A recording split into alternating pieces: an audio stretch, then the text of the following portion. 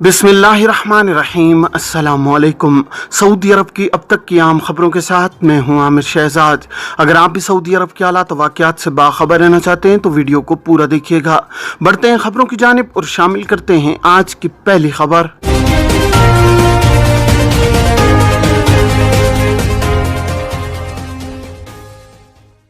जवाजात के ट्विटर पर एक शख्स ने सवाल किया है कि कफालत तब्दील कराई है, इस सूरत में इकामा कार्ड नया प्रिंट होगा या वही पुराना कार्ड कारामद हो सकता है। सवाल के जवाब में जवाजात का कहना था कि कफालत तब्दील कराने के बाद इकामा कार्ड दूसरा प्रिंट कराना होगा।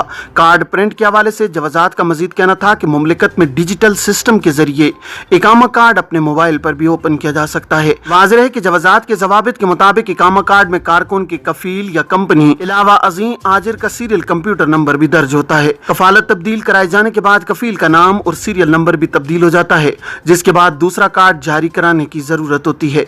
कारकुन का नया कार्ड प्रिंट कराने के लिए कारकुन को यह हक नहीं है कि वो बजाते खुद जवाजात के किसी दफ्तर से रुजू करे। कारकुन के कफील या कंपनी के मुताल्लिका शोबे के एहलकार के जिम्मे होता है कि वो कारकुन का इकामा कार्ड जवाजात से हासिल करे।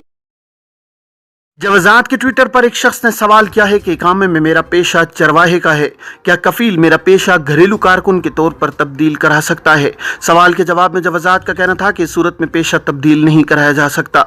घरेलू मुलाजिम का वीज़ा दूसरा होता है, जबकि चरवाहे का पेशा कतई तौर पर मुख्तलिफ होता है। वाज़ेह है कि घरेलू मुलाजिम के इकामा के इजरा और तजदीद की जिम्मेदारी महकमा पासपोर्ट एंड इमिग्रेशन की होती है, जबकि फार्म हाउस, बागबान, किसान वगैरह के पेशे के लिए वजारत ज़राअत और पानी की जानिब से मंजूरी हासिल करना होती है। जवाजात के ट्विटर पर एक शख्स ने खुरूज निहाई के हवाले से दरियाफ्त किया है कि खुरूज निहाई लगाने के बाद उसे कैंसिल कराने के बाद कफालत तब्दील की जा सकती है या नहीं।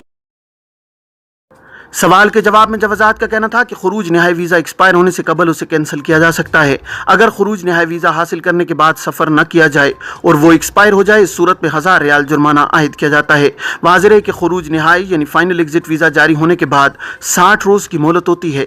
इस दौरान मुमलिकत से एग्जिट करना ज़रूरी होता है। अगर खुरूज निहाई वीज़ा हासिल करने के बाद मुमलिकत से एग्जिट करने का इरादा मुलतवी करना हो, इसके लिए लाजमी है कि वीज़े को 60 रोज़ के अंदर अंदर कैंसिल कराया जाए। मुकर्रर 60 रोज़ा मोहलत का मकसद खुरूज निहाई हासिल करने वाले गैर मुल्की कारकुन को वक्त फराहम करना है ताकि वो इस दौरान जरूरी काम मुकम्मल कर सके। इलावा अज़ीम मक्का मुकरमा और मदीना मुनव्वरा में क़याम करना चाहें तो इसकी भी इन्हें इजाज़त होती है, ताकि वो आराम से मदीना मुनव्वरा या कहीं और क़याम कर सकें या अपने कामों को निपटा सकें।